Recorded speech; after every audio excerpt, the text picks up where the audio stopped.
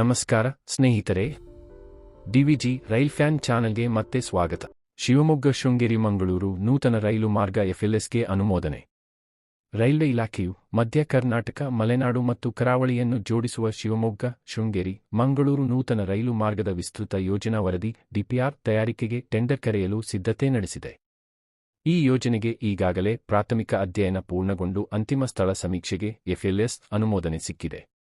ಸುಮಾರು 332 ಕಿಲೋಮೀಟರ್ ಉದ್ದದ ಹಾಗೂ 3,300 ಕೋಟಿ ರೂಪಾಯಿ ಅಂದಾಜು ವೆಚ್ಚದ ಈ ಯೋಜನೆಯು ಪೂರ್ಣಗೊಂಡರೆ ಮಂಗಳೂರಿಗೆ ಶಿವಮೊಗ್ಗ, ಚಿಕ್ಕಮಗಳೂರು, ದಾವಣಗೆರೆ, ಹಾವೇರಿ ಮತ್ತು ಚಿತ್ರದುರ್ಗ ಜಿಲ್ಲೆಗಳ ಜನರಿಗೆ ನೇರ ಸಂಪರ್ಕ ಸಿಗಲಿದೆ.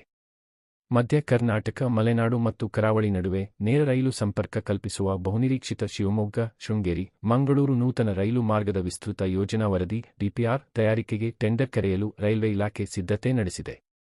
ನೂತನ ಮಾರ್ಗಕ್ಕೆ ರೈಲ್ವೆ ಇಲಾಖೆಯ ಪ್ರಾಥಮಿಕ ಅಧ್ಯಯನ ಪೂರ್ಣಗೊಂಡು ಅಂತಿಮ ಸ್ಥಳ ಸಮೀಕ್ಷೆ FLSಗೆ ಅನುಮೋದನೆ ನೀಡಲಾಗಿದೆ. 332 ಕಿಲೋಮೀಟರ್ ಉದ್ದದ 3,300 ಕೋಟಿ ಅಂದಾಜು ವೆಚ್ಚದ ಈ ಯೋಜನೆಯು ಪೂರ್ಣಗೊಂಡಲ್ಲಿ ಕರಾವಳಿಯ ಕೇಂದ್ರ ಮಂಗಳೂರಿಗೆ ಶಿವಮೊಗ್ಗ, ಚಿಕ್ಕಮಗಳೂರು, ದಾವಣಗೆರೆ, ಹಾವೇರಿ, ಚಿತ್ರದುರ್ಗ ಜಿಲ್ಲೆಗಳ ಜನರಿಗೆ ನೇರ ಸಂಪರ್ಕ ಲಭ್ಯವಾಗಲಿದೆ. ಮಂಗಳೂರಿಂದ ಮಲೆನಾಡು, ಅರೆಮಲೆನಾಡು ಮತ್ತು ಮಧ್ಯ ಕರ್ನಾಟಕದ ಜಿಲ್ಲೆಗಳಿಗೆ ಪೆಟ್ರೋಲ್, ಡೀಸೆಲ್, ಅಡುಗೆ ಅನಿಲ ಅಲ್ಲದೆ ಅತಿ ಭಾರದ ಸರಕು ಸಾಮಗ್ರಿ ಬೃಹತ್ ಲಾರಿಗಳ ಮೂಲಕ ಬರುತ್ತಿದೆ. ಈ ಭಾಗದಿಂದ ಮಂಗಳೂರು ಬಂದರಿಗೂ ಕೃಷಿ ಉತ್ಪನ್ನಗಳು, ವಾಣಿಜ್ಯ ಸರಕು ಸಾಮಗ್ರಿಗಳನ್ನು ಲಾರಿಗಳ ಮೂಲಕವೇ ಸಾಗಿಸಲಾಗುತ್ತಿದೆ. ಇದು ತ್ರಾಸದಾಯಕವಾಗಿದ್ದು, ರೈಲು ಮಾರ್ಗ ನಿರ್ಮಾಣವಾದಲ್ಲಿ ಸರಕು ಸಾಗಣೆ ಮತ್ತು ಇಂಧನ ಸಾಗಾಟ ಸುಲಭವಾಗಲಿದೆ.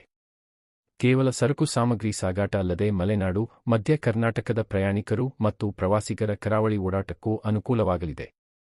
ನೂತನ ಮಾರ್ಗ. ಕೇಂದ್ರ ರೈಲ್ವೆ ಸಚಿವರಾಗಿದ್ದ ಮಾಜಿ CM DV ಸದಾನಂದಗೌಡ ಅವರು 2018ರ ರೈಲ್ವೆ ಬಜೆಟ್ನಲ್ಲಿ ಈ ಯೋಜನೆ ಘೋಷಿಸಿದ್ದರು. 5-6 ವರ್ಷಗಳ ಬಳಿಕ ಈ ಯೋಜನೆ ಚರ್ಚೆಗೆ ಬಂದು ಆನಂತರದಲ್ಲಿ ಅಂತಿಮ ಸ್ಥಳ ಸಮೀಕ್ಷೆಗೆ ಅನುಮತಿ ನೀಡಲಾಗಿತ್ತು. ಶಿವಮೊಗ್ಗ, ಸಾಗರ ನಡುವಿನ ಹೊಸನಗರ ತಾಲೂಕು ಅರಸಾಳು, ಮಾಲ್ಗುಡಿ ರೈಲು ನಿಲ್ದಾಣದಿಂದ ರಿಪ್ಪನ್ಪೇಟೆ, ಕೋಣಂದೂರು, ತೀರ್ಥಹಳ್ಳಿ, ಶೃಂಗೇರಿ, ಕಾರ್ಕಳ ಮಾರ್ಗವಾಗಿ ಮಂಗಳೂರು ನಡುವೆ ನೂತನ ಮಾರ್ಗ ನಿರ್ಮಿಸುವ ಉದ್ದೇಶವಿದೆ.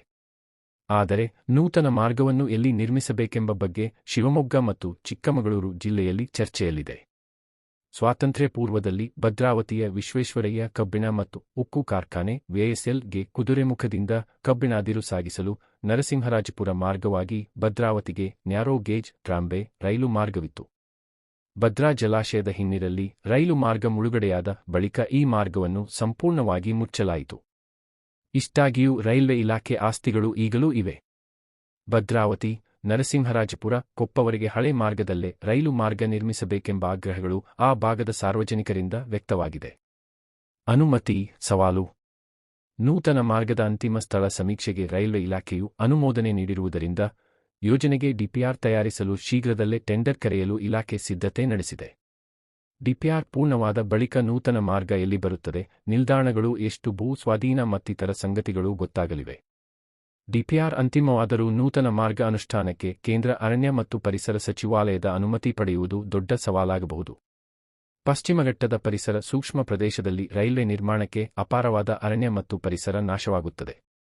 ಇದೇ ಕಾರಣಕ್ಕೆ ತಾಳಗುಪ್ಪ ಹೊನ್ನಾವರ ರೈಲು ಮಾರ್ಗಕ್ಕೆ 4 ದಶಕವಾದರೂ ಅರಣ್ಯ ಮತ್ತು ಪರಿಸರ ಸಚಿವಾಲಯ ಅನುಮತಿ ನೀಡಿಲ್ಲ. ಶಿವಮೊಗ್ಗ ಶೃಂಗೇರಿ ಮಂಗಳೂರು ಮಾರ್ಗ ಸಹ ಅಂಥದ್ದೇ ಪರಿಸರ ಸೂಕ್ಷ್ಮ ಪ್ರದೇಶದಲ್ಲಿ ಬರುವುದರಿಂದ ಮಂಡಳಿಯಿಂದ ಆಕ್ಷೇಪ, ಪರಿಸರವಾದಿಗಳಿಂದ ವಿರೋಧ ವ್ಯಕ್ತವಾಗುವ ಸಾಧ್ಯತೆಯೂ ಇದೆ. ಶಿವಮೊಗ್ಗ ಮಂಗಳೂರು ರೈಲು ಮಾರ್ಗ 332 ಕಿಲೋಮೀಟರ್ ಇರಲಿದ್ದು 3,300 ಕೋಟಿ ರೂ. ಯೋಜನಾ ವೆಚ್ಚ ಅಂದಾಜಿಸಲಾಗಿದೆ. ಈ ಮಾರ್ಗದ FLSಗೆ ಅನುಮೋದನೆ ನೀಡಲಾಗಿದ್ದು DPRಗೆ ಶೀಘ್ರ ಟೆಂಡರ್ ಕರೆಯಲಾಗುವುದು. ವಿ ಸೋಮಣ್ಣ, ರೈಲ್ವೆ ಖಾತೆ ರಾಜ್ಯ ಸಚಿವರು. ಶಿವಮೊಗ್ಗ ಶೃಂಗೇರಿ ಮಂಗಳೂರು ನೂತನ ರೈಲು ಮಾರ್ಗದ DPR ತಯಾರಿಕೆಗೆ ಟೆಂಡರ್ ಕರೆಯಲು ಸಿದ್ಧತೆ. ಈ ಯೋಜನೆಗೆ ಈಗಾಗಲೇ ಪ್ರಾಥಮಿಕ ಅಧ್ಯಯನ ಪೂರ್ಣಗೊಂಡು ಅಂತಿಮ ಸ್ಥಳ ಸಮೀಕ್ಷೆಗೆ ಅನುಮೋದನೆ. ಸುಮಾರು 332 ಕಿಲೋಮೀಟರ್ ಉದ್ದದ ಹಾಗೂ 3,300 ಕೋಟಿ ರೂಪಾಯಿ ಅಂದಾಜು ವೆಚ್ಚದ ಯೋಜನೆ.